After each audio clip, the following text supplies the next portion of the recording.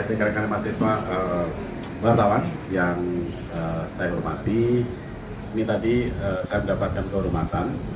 Nama saya Prof. Ignaz Mustafa, Eksekutif Director dari Asia Pacific Center for Ecohydrology, UNESCO Situsi. Jadi pada intinya tadi diskusikan bagaimana peluang atau potensi Pulau Banten untuk diusulkan menjadi warisan dunia, intinya gitu. Jadi tadi dipaparkan sejarahnya,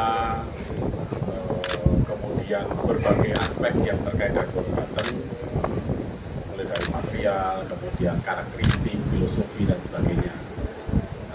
Tadi dukungan penuh dari pemerintah, dari Pak Gubernur, kemudian dengan beserta jajaran, ada dari Forum Ibda, ada dari DPRD, kemudian juga dari TNI juga ada tadi, dan khususnya dukungan penuh dari Kapolda Banten dan tim yang telah menyusun dokumen. Ya, saya sudah sangat lengkap. Detailnya memang ada aspek-aspek tertentu yang sepertinya masih belum lengkap. Bila tadi saya diminta untuk sharing bagaimana mekanismenya ya, beberapa pengalaman di waktu yang lalu. Intinya perlu ada pemenuhan kriteria outstanding values apabila sebuah karya itu mau diusulkan sebagai warisan dunia melalui UNESCO misalnya. Ada 10 kriteria, paling tidak minimal ada 2 atau 3 yang memenuhi persyaratan itu baru biasanya bisa dinilai. Kalau saya lihat tadi beberapa aspek, ya paling tidak ada 2 atau 3 kriteria yang bisa berpotensi dipenuhi gitu ya. Hanya saja itu masih membutuhkan penelusuran, pemenuhan eviden dan keterangan-keterangan lebih lanjut gitu ya. Tapi intinya tentu saja kita sangat mengapresiasi upaya pemerintah daerah setempat dengan jajarannya, Forkompida, concern terhadap karya budaya Indonesia yang sangat kaya, terutama di daerah Banten ini. Kalau Banten ternyata juga sudah sepertinya melanglang buana gitu ya.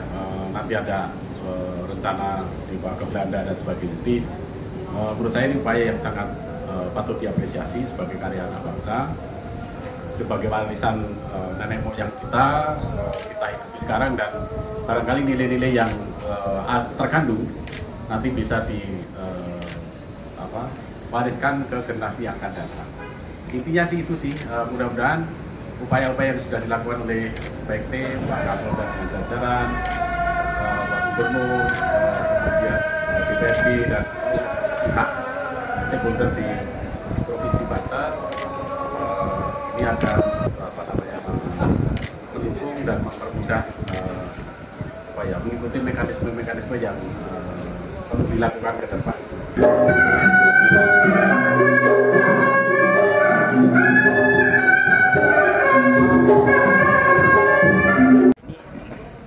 Ya, sebagaimana tadi kami sudah diskusikan ya, itu saja perlu pembuatan tim khusus gitu ya, untuk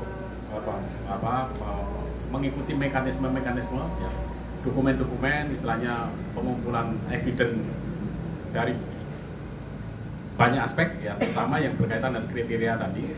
Minimal ada 2 atau 3 yang outstanding value tadi harus dipenuhi. Kemudian memang ada mekanismenya, oleh sebab itu perlu dengan tim tadi, kemudian menyusun rencana dan langkah aksi yang terukur untuk itu bisa dilakukan ke depan. Mungkin itu. Kalau peluangnya sendiri Pak, peluang Golok Banten bisa ya tentu saja itu yang perlu didalami. Yang pertama memang apakah memenuhi nilai outstanding values tadi gitu ya. Karena paling tidak ada 2 atau 3 yang harus dipenuhi dari 10 kriteria tadi. Tapi kalau sekilas memang saya lihat tadi ada yang berkaitan dengan artefak, ada yang dan sebagainya, itu masih perlu didalami. Paling tidak ada 3 kriteria yang bersinggungan dengan Golok Banten itu, kemudian ya perlu diberikan data-data yang lebih komprehensif, akurat gitu ya. Baru nanti ketahuan, oh kira-kira Golok Banten ini layak untuk diajukan sebagai warisan budaya dunia, kira-kira gitu.